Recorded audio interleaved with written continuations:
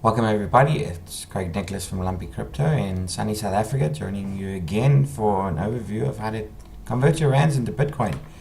So I didn't do a video last week as I wasn't around, but I should have. So I'm going to just talk to one important thing a little later on, but let's first look at what happened with Bitcoin compared to Rands. So in the start of the videos, for the series that I'm doing for Rands to Bitcoin, we did a trade on Luno and on the exchange itself to reduce the fees, and that was pretty much around about the 61,000 mark.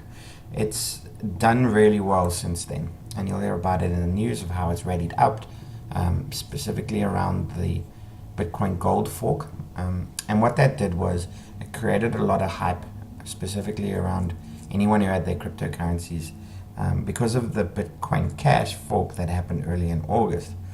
A lot of people started selling their cryptocurrencies and buying Bitcoin instead, which was great for the price index for Bitcoin, and it's now continued to go as well. Considering that Bitcoin Gold is not the only fork to split the blockchain from Bitcoin Gold to this other one, which is Bitcoin Gold, and now obviously we got this Segwit 2x coming up as well, which should increase the blockchain block size up to about 8 megabits, which is really what we want to do: increase the transaction speeds as well as reduce the fees as well.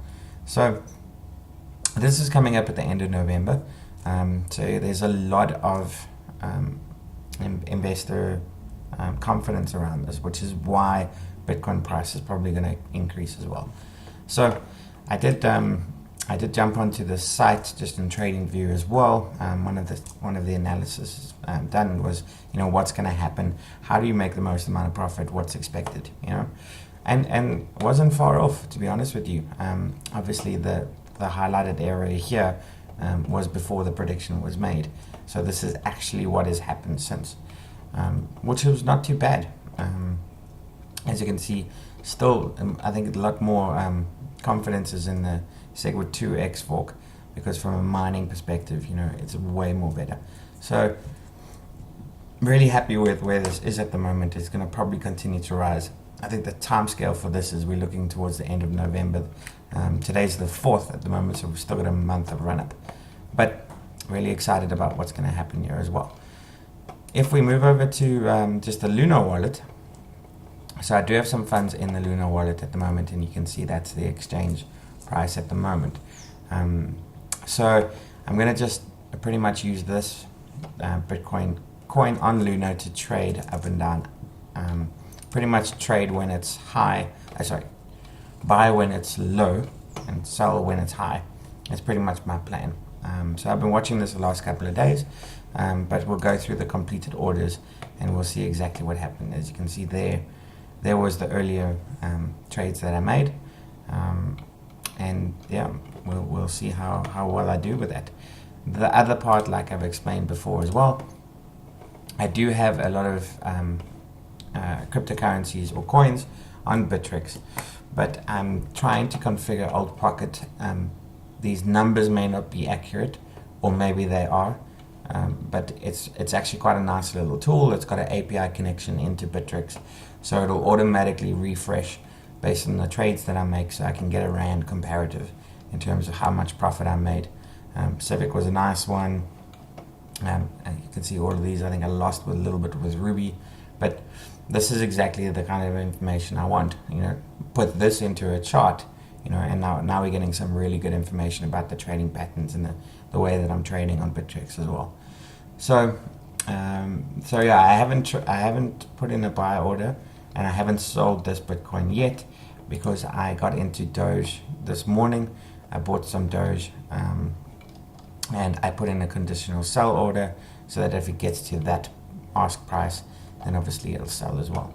So that money will then come back. I'm going to take it out of Bittrex, I'm going to put it back into Luno, and then let's see what we can do during the week.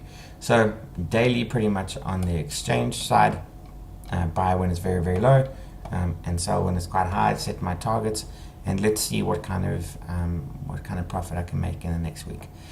The last thing that I want to talk about, which is rather upset me, but in a way it's a really, really good thing, is BitPetite.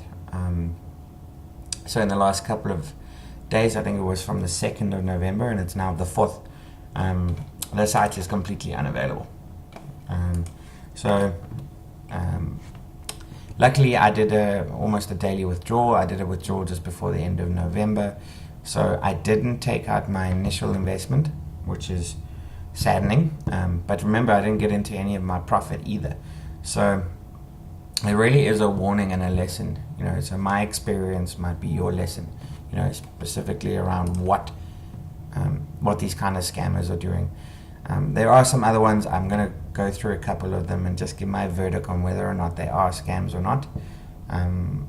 But yeah, so luckily, because of the Bitcoin increase in price and the actual coins that I got back, the Rand, or the impact to my pocket at this point in time, was not that much. We did a 15,000 Rand deposit, and we deposited that into BitPetite, which at the time was like 0.24 Bitcoin or whatever, which is it's like tripled now.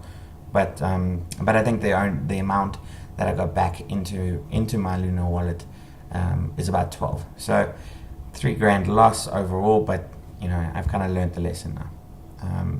So yeah, so that's pretty much what's happened. Thanks for joining me again. If you do have any questions, anything else, please add comments. Definitely would love to hear from you, and then we'll catch you all next week. Thank you.